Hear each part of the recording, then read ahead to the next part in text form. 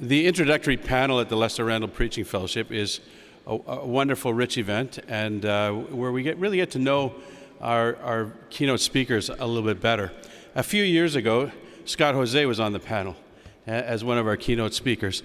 And Scott, we are so blessed that each year you've come back, and we just appreciate you and everything you do so much. And Scott is going to be our host of the introductory panel. So thank you for coming from Grand Rapids, and thank you for the gifts that you bring and share with us at the Preaching Fellowship each year. Bless you. Thank you. Thank you, Peter. So I'm here to moderate a conversation here. Always dangerous, though, to actually have a preacher stand in a pulpit, because you never know, what might happen. But all five of us preached this morning. Ken more recently again. So we're going to have a little conversation for a little while. We realize it's it's 8:30 already, and we got an early start tomorrow. So we'll keep it moving. But we do want this just to be a chance for you to hear a little bit more about these people from whom we're going to be hearing the next day and a half, both in terms of preaching and also keynote speaking. Well, we already heard Ken preach. And so just a chance. For a long time, Peter Wallace from day one has been doing these interviews. He did the one with me a few years ago when I was one of the keynote speakers. He's retired now, so he's not here. So Peter asked me just recently if I would be willing to do this. So just to start, I'm going to ask each of you, you got microphones there to share. Ken, you're probably still wired up. Just introduce yourself to us, remind us where you have served, where you are now serving, what you're doing, and anything else that you would just like us to know about you. If you're married, spouse, if you got kids, pets, anything. We'll just start with Karoline and go down the line, and then we'll go from there. Good evening. It's great to be here. Thanks so much, Scott. My name is Karoline Lewis, and I am professor of biblical preaching at Luther Seminary in the Twin Cities of Minnesota. So come from Minnesota. I have been teaching there this is going on my 17th year, teaching preaching. Before that, I was a parish pastor outside of Atlanta in Lawrenceville, Georgia, and also did some teaching at Augsburg College in Minnesota. My undergrad years were spent as a violin performance major. So that's my background, and it's a whole nother story of how I ended up going from violin to preaching. We could maybe talk about that over wine tomorrow night, but but here I am, and I am a proud, wonderful, glorious, blessed mother of two sons. They are 21 and 23. They are both going to college in Minneapolis, so I get to see them often, especially when I get the call, "Mom, do you have any food?" And they come over. And I used to have a pug, and I wish I still had my pug. So no pets, but if I were going to get another pet, I'd get a pug. Scruff. Ken Shigematsu, some of you now know me because I was at the earlier session, or if you were at the earlier session. I serve as the pastor of 10th Church in Vancouver. I'm married to a woman named Sakiko. And we've got a teenage son named Joey, and we've got a golden retriever named Sasha, who is 11 but still has the energy and the spunk of a puppy. So if you come to our house, she'll immediately come to you and roll over and expose her belly to you for a belly rub. So. Hi everyone, my name is Sarah Hahn, and I'm currently on faculty as professor of pastoral ministry and homiletics at Tyndall University, just north of here in the city. Previous to that, I was ordained in the Korean Presbytery Church abroad, and so I served over 15 years in a Korean immigrant church in the English ministry. More recently, my husband and I, who's also an ordained Presbyterian minister, we've started a little bit more of an experimental church planting network that we're part of, trying to just organically be a presence of Christ in our neighborhoods. And so we and two friends of ours, we actually bought homes next to each other in rural Ontario, and we're really on this journey of just experiencing Christ in our day-to-day. If you've Googled me, you'll notice I haven't written as many books as these wonderful men and women on stage, but I've written the life books of my 3 children in the past decades. I have a 10-year-old daughter named Selah, an 8-year-old daughter named Raina, and a 5-year-old son named William. And so they are really why I do what I do. I'm invested in wanting to learn what is the church going to look like for them in the future. And it might change, it probably will, but if you ask them, all 3 of them are aspiring preachers. And so I've got my work cut out for me to figure out what is awaiting them in the pulpit in the next generation. So I'm so excited to be here with you today. Well, I'm Will Willimon, and Peter led me to believe when he invited me here. He said, you know, it's so wonderful that you'll be the Randall preacher again, second time. But all day long, Peter's been saying, well, so-and-so was invited, it's been here twice, and so-and-so's been, so it's taken away a little of the thrill of being the second one. But I do show if you live long enough, you can be invited back. Any of you first-timers. But I have enjoyed a preaching life and been blessed being back and forth from the church and academia a number of times. And my wife, Patsy, nobody ever been a minister in my family, but in her family, her father, grandfather, and grandmother were Methodist preachers. Her grandmother was the first ordained woman and preacher in South Carolina, Methodism, 1956. And so I have her to thank for helping me. We have 2 children and 4 grandchildren, and a dog, a Russell Terrier. Since we're comparing dogs, I don't know if there's a theme there, but it's great to be here, and looking forward to the next couple of days talking shop with those of you who are giving your life to this craft. Great. So maybe for each of you, again, just to get to know you and get us a little more into the topic, but maybe name, so Ken earlier had us think about someone who loved us into being.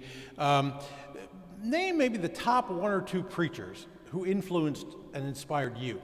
Maybe it was somebody who inspired you to go into the ministry, or it's somebody whose pulpit ministry, or maybe even teaching, preaching, has really kind of made you the preacher you are today. So if you can think of 1 or 2 people that you would say, boy, that was homiletically for me a real shaping influence.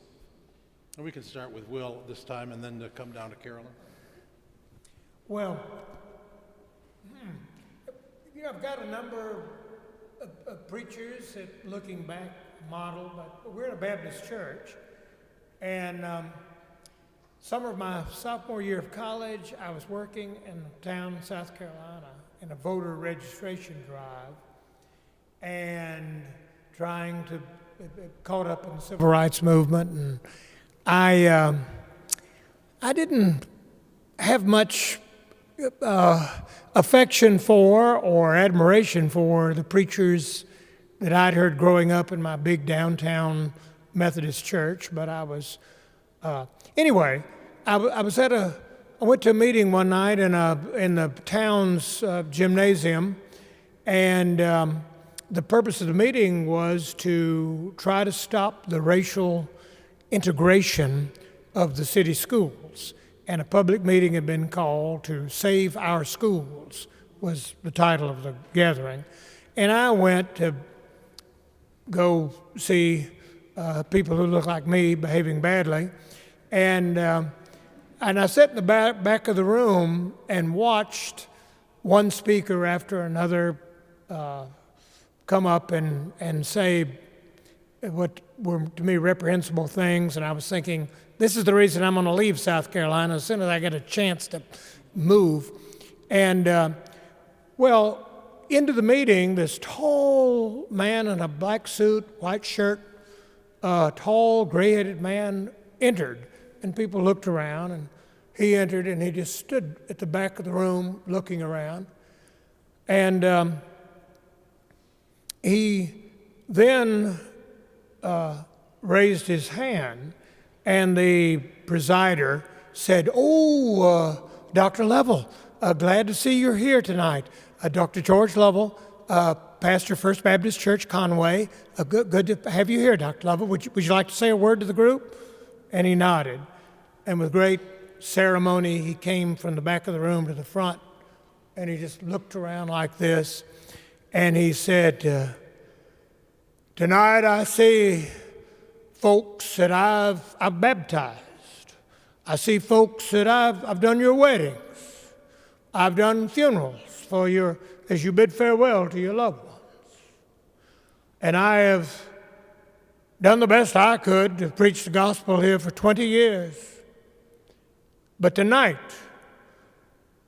at this meeting, looking at you and some of the things you've said, I now realize that I am the worst preacher in the whole world, and that I have spent 20 years of my life here in vain. If there's any of you here tonight who's a Baptist, who thinks that our faith in any way justifies what has been said here tonight, well, I'm going to be in prayer to see if I continue my ministry here or not. And then with great ceremony, he walked out and slammed the door as he was leaving. And so the presider tried to get the group back and all, but then one person got up over here and two people got over there and left, and a couple sheepishly went out the side door. And well, in 15 minutes, the thing had been decimated, and there were just a handful of people still there, and the presider said, well, this has all been good tonight, and we'll probably have another gathering, and I think it's been good that we've had this exchange of ideas here, and the committee will be meeting and deciding what step to take next. And I sat there as a college sophomore at the back saying, God, go ahead, make me a preacher. I want that kind of power. Come on, Lord, take a risk. You can do this. You've called worse people than me. And that fall, the schools integrated in that little South Carolina town without incident. So I think of that when Scott asked about being a preacher. When I think about who had the most impact on my life, I think of Reverend In Young Yu and Reverend Hae Kyung Yu. You've probably never heard of them because they're my parents. My parents are both Presbyterian ministers. And from my mom, I learned she was one of the first women to be ordained in our presbytery back in the 90s, early 90s. But no one ever called her minister in the 25 years that she engaged in ministry, because it was allowed, but it wasn't really allowed. And so from her, I really learned the tenacity of faithful serving and really looking to God alone for your calling and for your affirmation of your calling. From my dad, from the ripe age of 6 years old, I was the biggest preaching critic. I remember one time him coming down from the pulpit and me telling him, Appa, people aren't here to listen to the sermon. They're here to see their friends. So you need to just shorten that down a little bit. You're really cutting into the fellowship time afterwards. And my dear father, he actually took my advice. Korean Presbyterian churches are notorious for having 45-minute, hour-long sermons. And so from even that young of an age, my dad listened to my feedback. He took it into heart, and he always loved to converse with me about preaching. And so when I think about impact, seeing them really walking the talk and not just talking the talk. I am probably a small percentage of pastors' kids who grow up saying, I want to be a preacher too, and yet I'm the fruit of my parents' ministry. When I think about someone not related to me, I think of Dr. Teresa Fry Brown. I think in a season when I had been contemplating going into ministry, I stumbled upon her preaching and her work, and I just absolutely loved that she, not in spite of her background, that she was a woman of minority, but she harnessed that so well as the gift and the uniqueness of her calling. And so she preaches as an African American woman, and she just takes the best of her culture, of her experiences of a woman, and brings that into her preaching in such a way that just speaks not only to the mind and the spirit, but really to the heart. And so she just inspired me on what God can do really when you're just humbly yourself before Him. Yeah, for me, one of the preachers that had a significant influence in my life, someone from Argentina. When I was a teenager, I was planning to pursue a business career, and I was at a summer camp, and the youth group was supposed to go water skiing, but the boat breaks down, so the teenagers have to go and hear the adult speaker from Argentina named Luis Palau. Maybe some of you know that name, and I was just struck with his passion to reach people for Jesus in Latin America, Europe, wherever. And so I felt like I caught some of that passion as a teenager, and that opened the door for me to pray about vocational ministry. And then someone else who's had a big impact on me is my late professor of preaching from seminary, Haddon Robinson. So Haddon Robinson, I remember him once saying, as a young person, I would sometimes listen to a preacher who spoke for an hour, but it only seemed like 20 minutes. And I'd listen to people who spoke for 20 minutes and it seemed like an hour. And I've tried to spend the rest of my life figuring out why that's the case. And so he's thought about it a lot, and so I've extracted a lot of, I think, wisdom from him, for which I'm grateful. I think my reflection is really similar to Sarah's. I was born and raised a PK, a preacher's kid. My dad was a Lutheran ELCA, well, ALC, then ELCA Lutheran pastor in the Bay Area of San Francisco. And so I grew up listening to his sermons, basically. I mean, I didn't really have any other, I couldn't go anywhere else. And and if I missed church, I had to be pretty much needing to go to the emergency room if I could ever miss church. So listen to him my entire life. And if you are raised a PK, typically then you swear you will never be a preacher, nor will you ever marry one, both of which I did. So, but then my mother also was a pastor. She was second career, went to seminary in 92, or in 88, and graduated in 92, and was at seminary the same time I was, actually, and served a rural congregation in Iowa. And I think so I had the occasion then of listening to her preach. And for both of my parents, it's very similar, Sarah, that they preached who they were.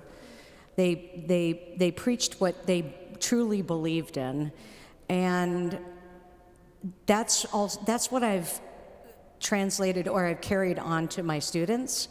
I don't want you to preach in a certain way or with a certain style. My goal is to come alongside you and accompany you in being the preacher God has called you to be. And so the preachers that are the most meaningful for me are the ones who truly preach from their heart and preach what they believe and preach who they are, that you can make that connection between what they say and who they are. And that is really the most inspiring for me. Great, thank you. I'm going to ask a couple questions about preaching today. Some of this is maybe going to come out in some of the workshops and plenary addresses that you're going to be giving. But if you think from the time when you maybe started seminary and in your ministry now, what are the biggest changes you've seen in preaching and in the preaching environment across your career? I mean, we're all at different places in our careers, but if you think back, what is what do you think is the most different today as opposed to maybe when you were just starting out? And we'll start with Karoline and then. I think the major difference for me that I've noticed is that when I was at seminary, we could assume that the Bible was an authoritative text. You didn't have to justify that or prove that. You just assumed that every person listening to you thought the Bible was worth talking about and worth preaching about, and actually had something to say about how God works in the world and how do we live out our faith. Right now, I tell my students, you absolutely positively cannot assume that. You cannot assume that the Bible's authoritative. There are so many other authoritative texts, whether that's an actual text of written word or the text of experience or the text of contexts that are equally authoritative, and even more so. And so I think the challenge right now that I see for preaching is, how do we preach in such a way that we communicate, that we demonstrate that the Bible has a story to tell, that it's authoritative, not in an ontological way, like the Bible's authoritative because it's the Bible, so it's authoritative, and so it's the Bible. But in a functional way, that it makes meaning for our lives, that I cannot not be in this world or make sense of this world without looking through the lens of Scripture and God's relationship with God's people. So that's really hard to do. That's really hard to do in preaching, because you have to trust that the Bible's story is enough and that our interaction with that story is worth something. So that's, I think, what I've seen the most in the last 15 years is, how do we preach that demonstrates a belief in that Scripture is an encounter with the living God, and especially when all of these other texts vie for that authority. So I think partly in response to what Karoline has been saying, people are less confident or less trusting in Scripture as a source of authority. There's also a lot of content out there, just general knowledge content on the internet, so maybe there isn't quite the same felt need for preaching. In terms of my own shift in preaching, I think that, I think you just say in the last 20 years or so what's shifted. I think before I was concerned a lot about content and still am, but now I feel that I want my preaching to open a door for people to experience God. I sometimes think of Karl Rahner's words, the Catholic theologian: the Christian of the future will be a mystic or nothing at all. And so I feel that in addition to good, thoughtful exposition, we really need a demonstration of the Holy Spirit and power, and for people to encounter the living God, through the Word. So, when I was a young adult, I was part of that generation where churches like this, you all worried about us. That generation is leaving the church in droves. Where are they going? And so as a young adult, as a youth, I was really the client of kind of worship services that tried to be really snazzy to bring the young people back. You got the fog machines, you got the praise band, you have the games after service. And in my generation, I think there was almost this seeker-sensitive movement of let's just keep the young people in the church.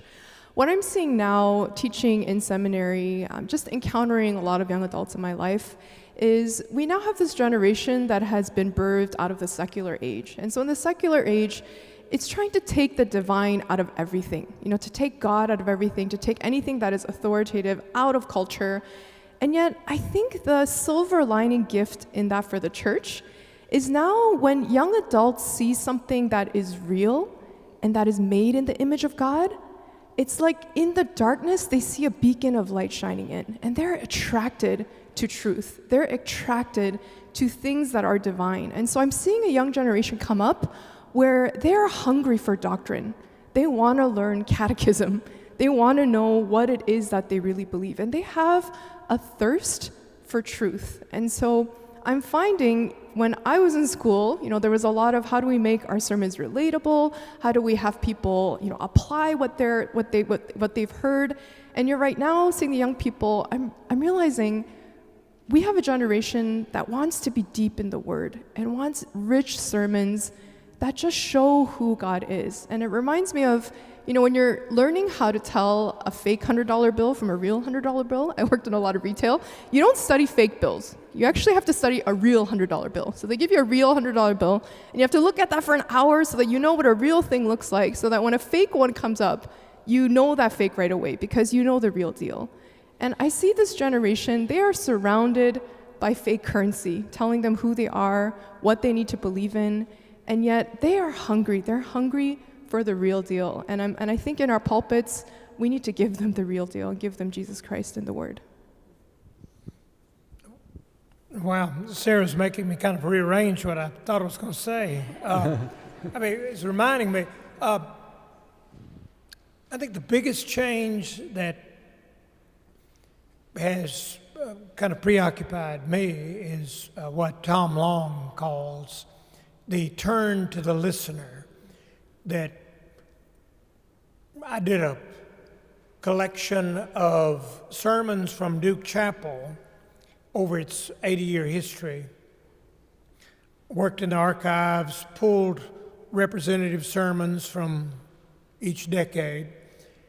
And I realized that none of those sermons sounded at all like the sermons I was hearing preached and many of the ones that I preached, in that it was as if preachers, in the 1960s maybe, kind of woke up and said, wow, there are people out there, they're listeners. And before, a sermon was more of an address, a lot of quoting of Douglas MacArthur, Winston Churchill, this and that. Well, now preachers would say things like, have you ever felt, have you thought, I know many of you are concerned, so you would kind of start with the listener and then you'd work into the sermon. That's new. That really was new. And I've been a part of that. Sarah, though, has raised in my mind the possibility, as she was talking, I was thinking about young people that I know who, I remember I got together a group of Duke students at some point before I had to preach 4 back-to-back baccalaureate sermons at the end of the year. So I would get focus groups together of the students and say, what are you thinking about now? What's going on? What concerns you as you're graduating from college? And I remember the group I got together, and a student said,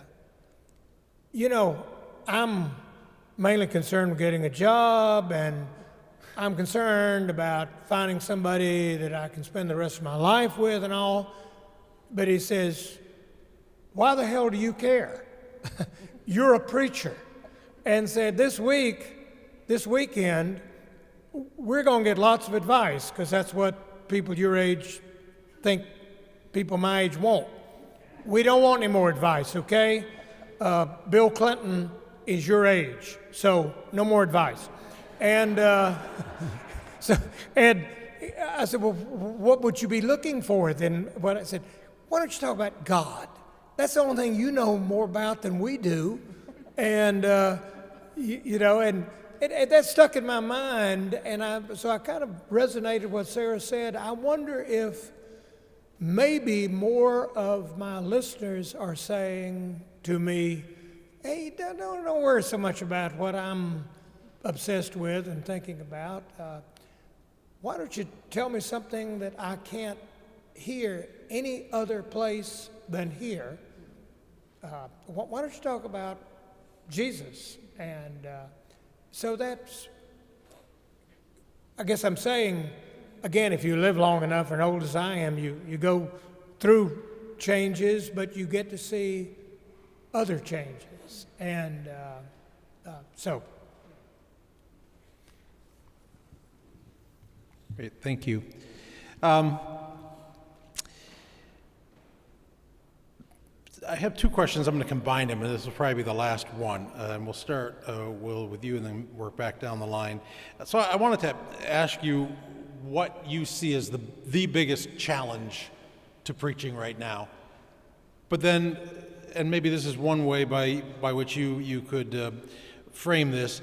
If someone who's on the cusp of getting ordained as a pastor, as a preacher, if they came to you and asked for your number one top piece of advice for them as they now enter preaching, and maybe it would tie in with the challenges that are out there and how they would meet those challenges. But what do you see that preachers are facing today that is challenging, and maybe what would you advise to a budding young preacher to do to meet that challenge? It's kind of a big question, but it's 9 o'clock, so it was time for a big one, so okay. So.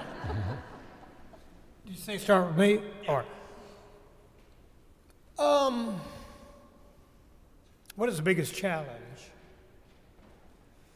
Not to sound Methodist, which I am, or pietist, which I am in a weird way, but I think the biggest challenge for preaching today is what the biggest challenge of preaching has been, at least since Luke 4, and that's Jesus Christ.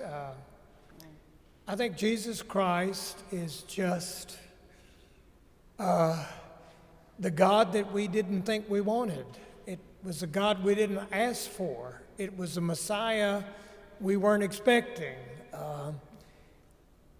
And I got to say, many decades as I've been preaching, I tell the students,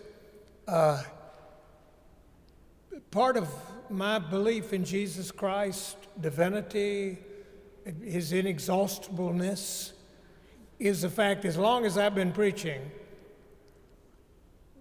there are still Sundays when Jesus Christ can say things to me I wish he wouldn't. And he can say things to me that I can say, look, I am not going out there and saying that in front of those people. I know those people better than you do. This is against everything they believe. And that's kind of amazing, as long as I've been working for Jesus. So I'd say it is the being a Christian is not synonymous with being a thinking, caring, sensitive American. It's he is unique. Well, so I'd say the challenge Jesus Christ, and if I were giving, and I'm routinely giving advice, and of course Scott knows that older men love to have younger people say, give us some advice. We live for that. But I'd say my advice would be try to stay in love with Jesus, even when he asks you to do very risky, unpleasant things. And try to keep believing that he is, despite his unmanageableness, the whole truth about God. And and the good news is, I could say after many decades, he keeps sort of shoving me out there. A while back, after a sermon, someone was very upset by something I said in the sermon. I couldn't kind of figure out why she was so upset. And but was saying things like, you came across as arrogant, you dogmatic, and all, and was that shouldn't have been said in that way. And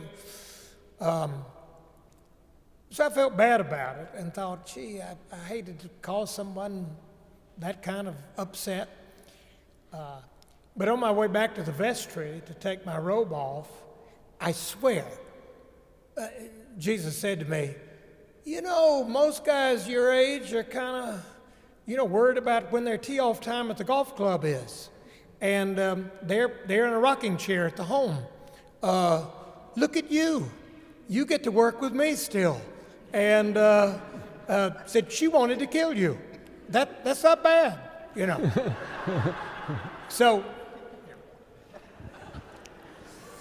I think I'll build on that. I think, not on that, but I think the greatest challenge to loving Jesus in such a way that we could be powerful and effective preachers is that in the digital age, we are just so busy. I think productivity and being connected, it has taken over so much of our time. I mean, I just dream of knowing what it's like to be an adult working and not have emails.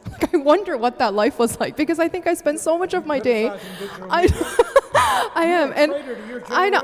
I am the last immigrant to the digital age. I remember what it was like not having a phone, but now I can't live without my phone. And yet I look in the Word, and I know from personal experience that deep fellowship, encountering Christ, having my life being sanctified and transformed, it happens in moments of quiet, of moments of solitude. And yet, right now, we live in a world where we are just forever connected, and it is so hard to stay unconnected. I recently read the passage of the Mount of Olives where Jesus goes to pray, and he comes back and finds his disciples sleeping, and I thought, if this was now, the disciples would be on their phone. They would not be sleeping. They would not be praying. They'd be on their phone. They would not be sleeping. They'd be on their phone. And so for my children too, I'm really trying to have them live in quietness, in unconnectedness. And so we practice having moments of silence every day before they go to bed. We don't have a television in our living room. My 10-year-old says all of her classmates, almost all of them have a phone. I've yet to still give my daughter one. We raise chickens. We encourage them to go watch chicken TV. For those of you who raise chickens, you know what that is. You go out there and just stare at the chickens. That's chicken TV.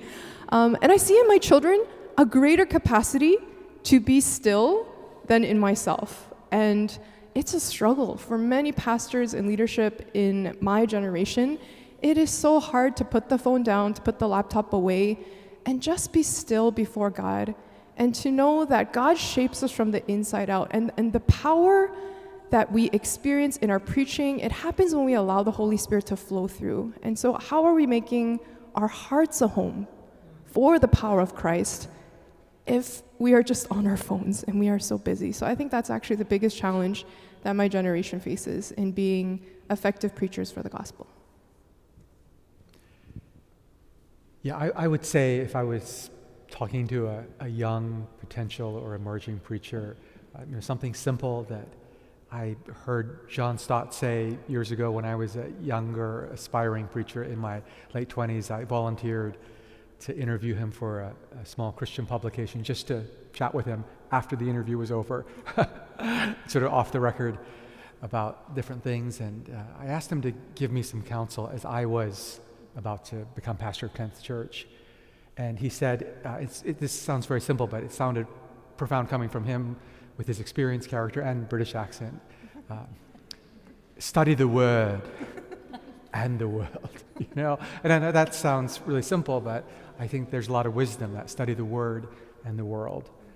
And then, as Sarah and Will were saying, fall in love with Jesus again and again. It sounds like such a cliche. A pastor that I know asked Dallas Willard, when Willard obviously was alive, what's the greatest thing that I could do for the spiritual formation of my church? And Dallas said, organize your life so that you're experiencing maximum joy, contentment, and confidence in your everyday life with God. And this pastor I know said, no, I don't mean for me. I mean, what's the best thing I could do for our church's formation?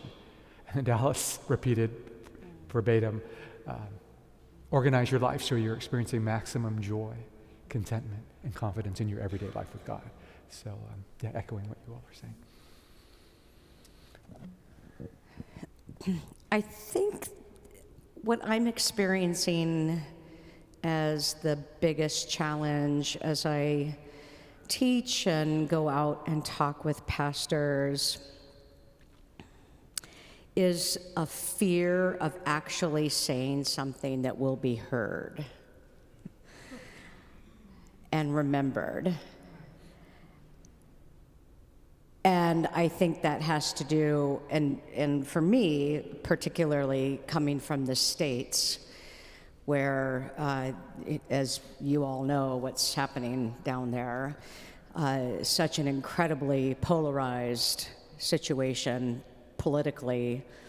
And so you have these, phrases of how to preach in the purple zone, and but I think what that has created, and particularly the last 5 years of politics, of pandemic, the pandemic, and then protest. I live about a mile from where George Floyd was murdered. That it has created a fear of speaking the truth about the gospel. And so what ends up happening is that you default into safe claims or theological kind of convictions that nobody can argue with. Jesus Christ died on the cross for your sins. Well, yeah, I know that, but a fear of actually taking a theological risk, or actually preaching the text you have and not the text you wish you had. And so my advice then is to a new seminarian or a new preacher is, I think something that, a story that Tom Long told me a long time ago, where he was at one of the Festival of Homiletics, and a preacher came up to him and said, Dr. Long, besides you, of course, because you're like the greatest preacher, well, besides you, Will, but besides you, who do you think are the greatest preachers in America today? But you are, absolutely, Dr. Long, but who else?